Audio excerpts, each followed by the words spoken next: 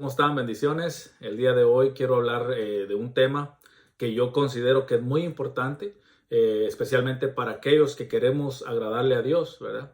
Porque en algún momento de nuestras vidas quizás hacíamos y deshacíamos y no nos importaba si agradábamos a Dios o si nos hacíamos daño, ¿verdad? Porque muchas veces decimos, yo soy libre y yo hago lo que yo quiero y no tengo que pedir permiso y no tengo que... Sí. A veces hacemos eso, pero no nos damos cuenta de que en muchas de nuestras decisiones el que sale dañado somos nosotros.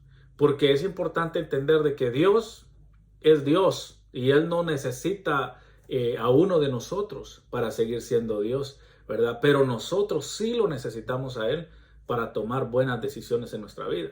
Entonces, el tema del que yo quiero hablarte este día es el tema de la tentación, ¿verdad? Y cómo vencer la tentación, porque todos, absolutamente todos, hemos sido tentados, ¿verdad? Y la tentación es una invitación al pecado. Es decir, que la tentación casi siempre va a ser para hacer algo malo, no es para hacer algo bueno. No es como que un día uno se levante y dice, ¿qué tentación tengo para ayunar 40 días? O tengo una gran tentación para orar todo el día y no comer y no hacer esto.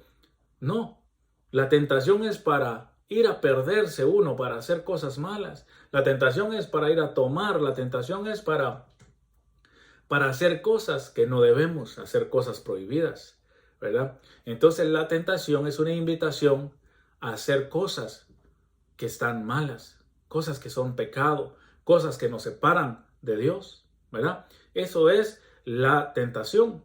Entonces, me llama la atención porque Cristo fue tentado y la Biblia dice que, que fue llevado por el Espíritu Santo al desierto para ser tentado por el diablo, ¿verdad? Entonces, no debemos ignorar de que tenemos un enemigo que nos quiere separar de Dios. Y esa separación viene cuando nosotros caemos en el pecado, ¿verdad? Si usted se recuerda en la historia de Adán y Eva, cuando estaban en el huerto que Dios les había dado todo, les había dado comida, les había dado el huerto que estaba precioso, ¿verdad? Él los protegía, los cuidaba, les proveía. Pero Satanás vino y empezó a hablarle a la mujer, Eva, y le empezó a decir de que si ella comía del fruto que Dios les había prohibido que no comieran, no iba a pasar nada, simplemente que iban a tener sabiduría, iban a conocer lo bueno y lo malo y que se iban a volver igual que Dios. Entonces, ¿qué es lo que está pasando?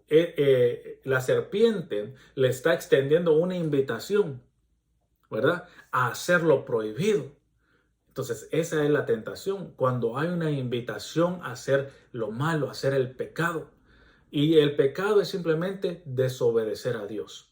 Entonces, si Dios te ha dicho algo, pero nosotros nos vamos en contra de lo que Dios dijo, eso es pecado, es desobediencia. Y eso trae consecuencias. Y una de las consecuencias es la separación del hombre y Dios. Entonces, el primer punto de contacto que la serpiente tuvo fue a través del oído. Es decir, que es muy importante lo que nosotros escuchamos, porque a través del oído podemos ser seducidos a pecar, podemos ser invitados a pecar, ¿verdad? Y el pecado va a traer sus consecuencias, ¿verdad? Consecuencias físicas y también consecuencias espirituales. Y ahí es donde debemos de estar nosotros pendientes, ¿verdad? Entonces, vemos de que Jesús fue al desierto, ¿verdad? Guiado por el Espíritu Santo para ser tentado por el enemigo. Entonces el enemigo vino y le empezó a presentar cosas. Le empezó a hacer invitaciones a pecar. ¿Por qué? Porque Dios muchas veces nos manda a nosotros con un propósito, con un camino trazado que tenemos que seguir. Pero el enemigo no quiere que tú alcances tu propósito, que tú hagas lo que Dios te mandó a hacer. Entonces quiere desviar tu camino. Quiere que tú te separes de Dios. ¿Y cómo lo va a hacer? Haciéndote invitaciones al pecado. Entonces, Jesús fue a ayunar por 40 días. Y El último día del ayuno, vino Satanás a tentarlo, ¿verdad? Y le dijo, si tú eres hijo de Dios, dile a estas piedras que se conviertan en pan y come, porque estás aguantando hambre. Entonces, algo que me llama mucho la atención es que Satanás vino en el último día del ayuno. Entonces, obviamente que Jesús estaba débil, obviamente que Jesús tenía hambre. Entonces, el enemigo te va a tentar en tu debilidad.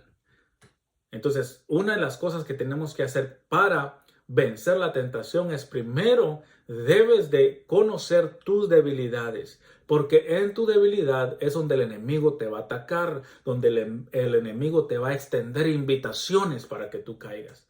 La tentación no te va a llegar por medio del alcohol, si nunca te ha gustado el alcohol. Si el alcohol no es tu debilidad, la tentación no va a llegar por ahí. Pero quizá tu tentación son las mujeres, quizá la tentación es el dinero. Y hay un sinfín de tentaciones que pueden ser debilidades tuyas. Por ahí es donde puede llegar el enemigo. Porque el enemigo va a atacar tu debilidad. Si eres hijo de Dios, convierte esas piedras en pan y cómetelas, ¿verdad? Pero Jesús le respondió y le dijo que escrito está, que no solo de pan vivirá el hombre, sino de toda palabra que sale de la boca de Dios, ¿verdad? Entonces, una de las armas que el Señor Jesús utilizó fue la espada de la palabra. Es decir, que cuando el enemigo venga a atacarte, a hacerte invitaciones a pecar, tienes que sacar tu espada, que es la palabra. Con la palabra nos vamos a defender, ¿verdad? Entonces no cayó en ese primer ataque de Jesús. Le mostró, ¿verdad? Mira, si quieres comer, pues tú tienes el poder de hacerlo. Mi pregunta es, ¿qué hubiéramos hecho nosotros? Si hubiéramos tenido el poder de Jesús y hubiéramos tenido esa debilidad, esa hambre en ese momento, yo creo que todos hubiéramos hecho pizza, hubiéramos convertido unos litros de Coca-Cola, ¿verdad? Pero Jesús no cayó. Entonces Satanás cambió de estrategia y le mostró todos los reinos del mundo. Y le dijo, mira, todo esto te voy a dar si postrado me adoras. Entonces no lo hice caer con la comida, ahora lo voy a tratar voy a hacer que caiga con el dinero, con los reinos del mundo, con la fama. Y le mostró los reinos del mundo. Todo eso te voy a dar si postrado me adoras. Entonces cambió la estrategia, pero Jesús no cambió su estrategia.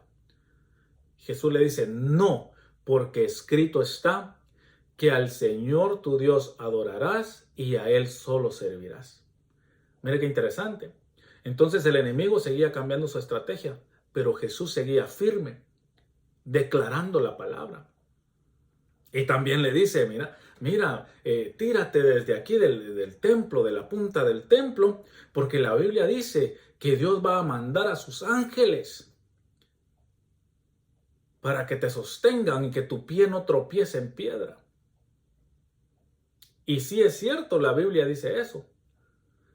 Pero no dice que tirándote de un templo Dios te va a mandar a rescatar. La Biblia dice que cuando tú pones a Dios como el centro de tu vida, eso está en el Salmo 91.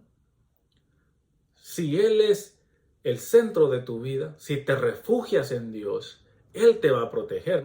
Lo que nos dice aquí es que Satanás te va a atacar y muchas veces va a utilizar la palabra de Dios, pero la va a torcer, tal y como lo hizo en este ejemplo con Jesús. Tírate y Dios va a mandar ángeles a rescatarte. Entonces claramente vemos que Satanás estaba torciendo la palabra para hacer que Jesús cayera en la trampa, cayera en el pecado. Pero Jesús una vez más declaró la palabra y dijo, no porque escrito está que no tentarás al Señor tu Dios, ¿verdad? Entonces qué interesante es ver que aunque Satanás cambiaba la estrategia para atacar a Jesús, Jesús seguía declarando la palabra. Vemos claramente que la palabra es una arma poderosa en contra de la tentación. Entonces ya sabemos de que la palabra de Dios es una arma poderosa en contra de la tentación.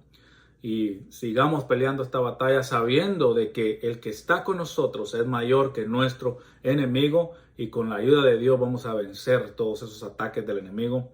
Bendiciones para todos y nos vemos hasta la próxima.